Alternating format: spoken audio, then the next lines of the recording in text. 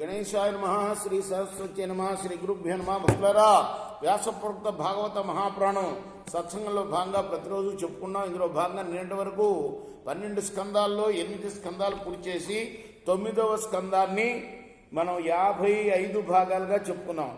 ఈ రోజున 56వ భాగం చెప్పుకుందాం. చెప్పుకునే ముందు వ్యాస భగవాను ప్రార్థన చేసుకుందాం. వ్యాసాయ విష్ణు రూపాయ వ్యాస రూపాయ విష్ణవే నమో వై బ్రహ్మణిదే వాసిష్ఠాయ నమో నమః.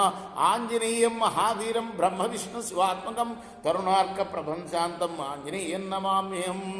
సదా నింబవృక్షస్య మూలాధివాసాత్ సుధాశ్రావణిం తిక్తమప్యప్రియంతం అరుణ్ కల్పవృక్షాదికం సాధయంతం నమామీశ్వరం సద్గురుం సాయినాథం సమర్థద్గురు సాయినాథ్ మహారాజ్ కీ జయ. గర్భ సంభవ మాసూర్య భక్తుర్విజ్ఞాయమానిని దేవయాని పితుర్గేహం యయౌ క్రోధ విమూర్ఛిత. రాక్షసరాజు కూతురైన శర్మిష్టకు తన భర్త అయిన యయాతి వల్లనే సంతానం ప్రాప్తించినట్లు తెలిసి అహంకారవతి అయిన దేవయాని పుట్టింటికి వెళ్ళిపోయింది. ప్రియామనుగత కామీ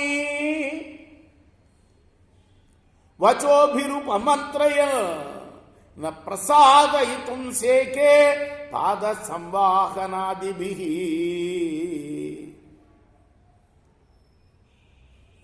స్త్రీలోలుడైన యయాతి కూడా తనకు ప్రాణప్రియమైన దేవయాని వెంట వెళ్ళిపోయాడు పుట్టింటి. ఆ తర్వాత అతడు కాళ్ళు పట్టుకొని అనునయ వచనాలతో ప్రసన్నురాల్ని చేసుకోవటం కోసం ఎంతగా ప్రయత్నించా కూడా ఫలితం శూన్యమైంది.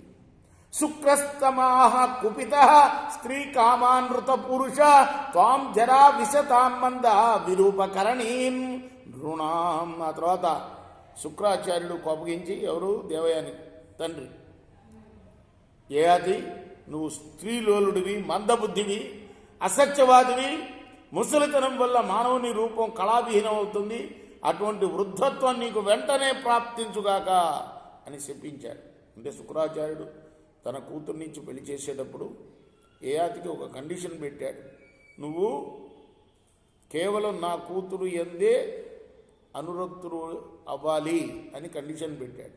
దాన్ని తప్పి శర్మిష్ఠని వివాహం చేసుకొని ఆమెతో పుత్రుల్ని కన్నందుకు దేవయానికి కోపం వచ్చి దేవయాని తన తండ్రి దగ్గరికి వచ్చేసింది. తండ్రి కూడా నువ్వు మాట తప్పావు కాబట్టి వెంటనే నువ్వు ముసలితనాన్ని పొందుదువుగాక అని చెప్పించాడు. రేపు మనం 57వ భాగంలో మిగతా కథ కొనసాగిద్దాం. కృష్ణార్పణమస్తు. సాయి కృష్ణార్పణమస్తు. చేకోరా హారతి దిగో